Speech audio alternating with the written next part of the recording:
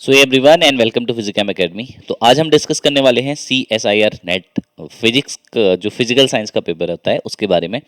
Complete मैं आपको एक स्ट्रेटजी बताऊंगा इसके बारे में और किस तरीके से एग्जाम की प्रिपरेशन करनी है वो भी बताऊंगा, और क्या हमारा अपकमिंग यूट्यूब के लिए बेसिकली इस चैनल के ऊपर फिजिकम एकेडमी के ऊपर जो मेरा यूट्यूब के लिए CSIR नेट जून के लिए बेसिकली मैं बता रहा हूँ जून के लिए क्या प्लान है, किस तरीके से मैं आपके साथ यहाँ पे चीज़ों को प्रैक्टिस करूंगा और चीज़ों को पढ़ाऊंगा वो समझाने वाला हूँ। ठीक है, तो CSIR नेट का आपको पेपर पता है कि भाई 3 घंटे का ये पेपर होता है जो कि होता है 200 मैक्सिमम मार्क्स का, जिसमें अगर आपके 100 प्लस स्कोर कर लेते हो तो आपकी JRF तक पहुंचने की संभावनाएं निश्चित हो जाती है। मतलब मैक्सिमम LS तो यहाँ पे क्वालिफाई हो ही जाता है और JRF भी मैक्सिमम टाइम्स यहाँ पे क्वालिफाई हो जाता है। अब रिसेंट ईयर में थोड़ा सा ऊपर जाती है कट ऑफ, बट ईजिली हो सकता है अगर आप आउट ऑफ, ठीक है, आउट ऑफ 200 है ना, कितना, केवल 50, मतलब 40% अगर कोई बच्चा स्कोर कर लेता है तो उसका नेट क्वालिफाई होना पक्का है यहाँ पे।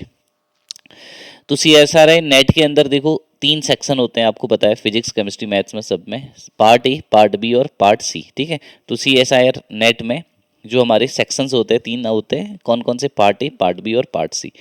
पार्ट ए के अंदर 20 क्वेश्चंस होते हैं जो कि बेसिकली क्वेश्चंस होते हैं reasoning based. Okay, reasoning, mathematical aptitude based हमको कहते हैं, है ना, एप्टीट्यूड का पार्ट होता है पार्ट ए। तो एप्टीट्यूड के अंदर जो 20 क्वेश्चन होते हैं उनमें से आपको 15 क्वेश्चंस के आंसर देने होते हैं। हर एक क्वेश्चन कितने नंबर का होता है, 2 नंबर का। तो यहाँ से अगर कोई बच्चा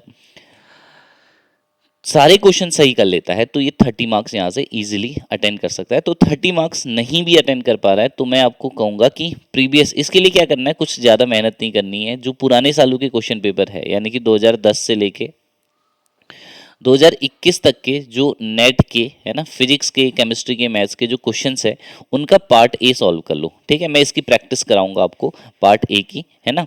कुछ क्वेश्चंस हम पार्ट ए के भी करेंगे, पार्ट बी के भी करेंगे। ओके, तो पार्ट ए के लिए हमें क्या करना है, समझ गए, हमें सारे क्वेश्चन सॉल्व करने हैं प्रीवियस ईयर के, और कुछ नहीं करना है। इससे आपको आइडिया मिल जाएगा और आपका एप्टीट्यूड यहाँ पे कवर अप हो जाएगा। तो ये 30 मार्क्स यहाँ से इजीली कवर कर सकते हैं। 30 नहीं तो 25 प्लस तो आप स्कोर कर ही सकते हो। 2-4 क्वेश्चन मान लो गलत हो गए या मिस हो गए, ठीक है, तो 25 नंबर आप यहाँ से लाने की पूरी कोशिश करनी है हमेशा में। ठीक है बाबूजी, अब आगे पे चलते हैं पार्ट बी की बार। पार्ट बी कोर सब्जेक्ट होता है, बट ये सिलेबस जो होता है वो BSc का होता है। यहाँ पे जो क्वेश्चंस होते हैं वो IIT JEM BSc लेवल्स के ज़्यादा पूछे जाते हैं।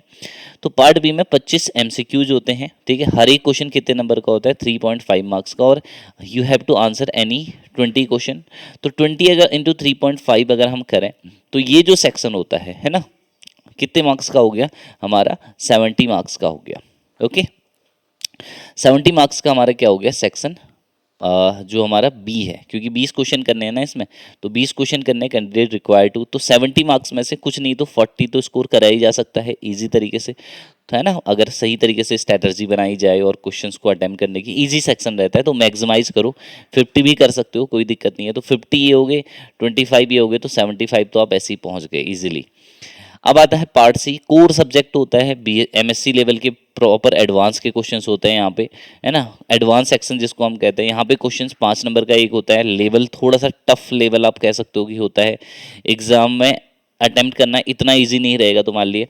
पर यहाँ पे जो क्वेश्चंस होते हैं वो कितने नंबर के होते हैं, 5 नंबर के, और आपको जो आंसर करने हैं 20 क्वेश्चन यहाँ पे आंसर करने हैं। ठीक है, टोटल कितने क्वेश्चंस आते हैं, देखो 30 क्वेश्चंस है यहाँ पे। तो आउट ऑफ 30, है ना, पार्ट A B C में से the part shall contain 30 question from part B advance and part A they're design a test, depth knowledge आपकी टेस्ट करने के लिए बनाया गया है।